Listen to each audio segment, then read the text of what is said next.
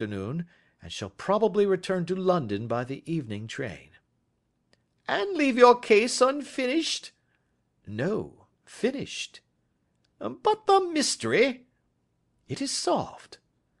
"Who was the criminal, then?" "The gentleman I describe." "But who is he?" "Surely it would not be difficult to find out. This is not such a populous neighbourhood." Lestrade shrugged his shoulders. "I am a practical man," he said, "and I really cannot undertake to go about the country looking for a left-handed gentleman with a game leg. I should become the laughing-stock of Scotland Yard." "All right," said Holmes quietly. "I have given you the chance. Here are your lodgings. Good bye. I shall drop you a line before I leave." Having left Lestrade at his rooms, we drove to our hotel, where we found lunch upon the table.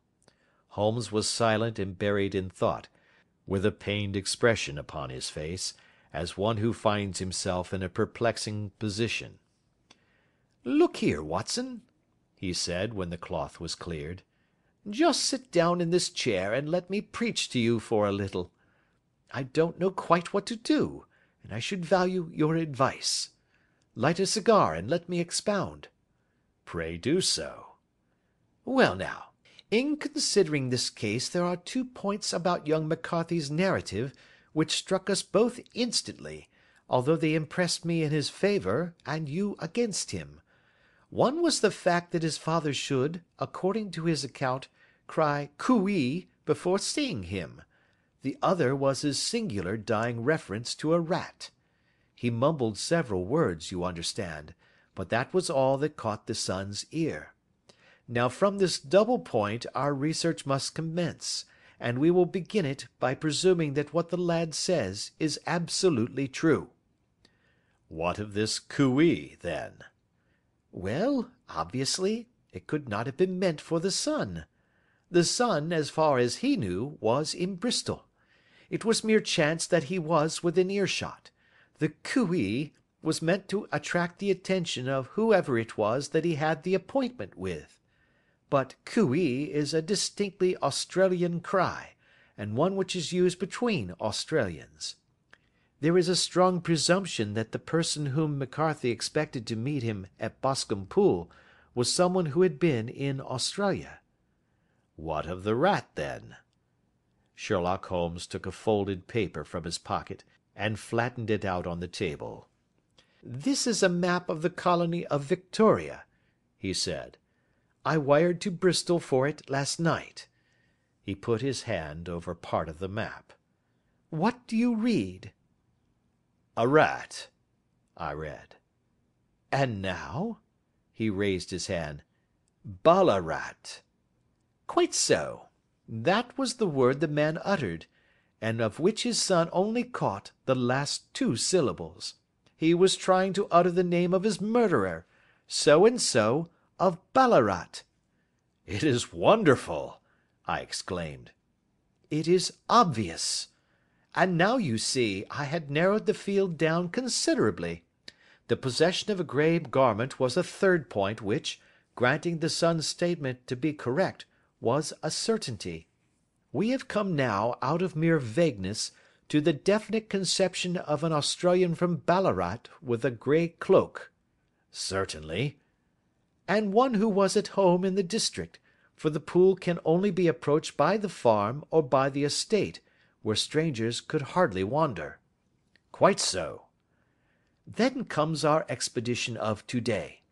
By an examination of the ground I gained the trifling details which I gave to that imbecile Lestrade, as to the personality of the criminal." "But how did you gain them?" "You know my method. It is founded upon the observation of trifles." "His height I know that you might roughly judge from the length of his stride. His boots, too, might be told from their traces." "Yes, they were peculiar boots." "But his lameness?" "The impression of his right foot was always less distinct than his left. He put less weight upon it. Why? Because he limped. He was lame." "But his left-handedness?" You were yourself struck by the nature of the injury as recorded by the surgeon at the inquest. The blow was struck from immediately behind, and yet was upon the left side. Now, how can that be unless it were by a left-handed man? He had stood behind that tree during the interview between the father and the son. He had even smoked there. I found the ash of a cigar, which my special knowledge of tobacco ashes enables me to pronounce as an Indian cigar. I have, as you know, devoted some attention to this, and written a little monograph on the ashes of 140 different varieties of pipe, cigar, and cigarette tobacco. Having found the ash, I then looked round and discovered the stump among the moss where he had tossed it. It was an Indian cigar, of the variety which are rolled in Rotterdam.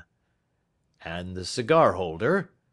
I could see that the end had not been in his mouth. Therefore he used a holder.